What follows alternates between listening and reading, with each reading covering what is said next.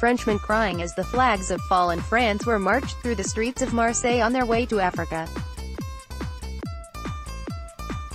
The man's face conveys a sense of grief so profound as to transcend our expectations. The photo is nicknamed the Weeping Frenchman, and by some other sources as the Crying Frenchman. The French regimental flags had been moved into the south of France in order to preserve them from the surrender. The glory of France has been ground underfoot by German armies. In 6 weeks, the vaunted French army, the Maginot Line, and all of France's pride were destroyed by the German blitzkrieg. The French collapse was as sudden as it was unexpected, a stunning defeat, particularly since before the war the French army was considered the most powerful in Europe.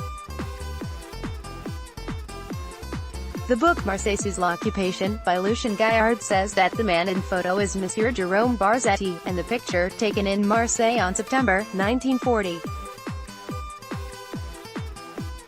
The photo first appeared in print in Life magazine in their March 3, 1941 issue.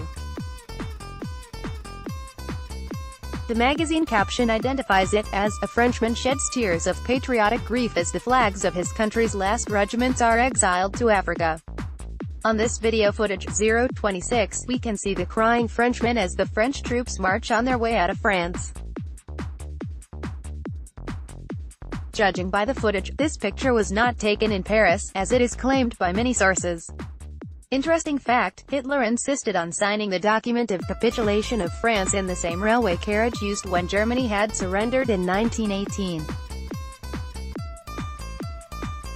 The French had maintained as a memorial the railroad car in which the armistice ending World War I had been signed 22 years earlier. It occupied a hallowed space within a small forest north of Paris.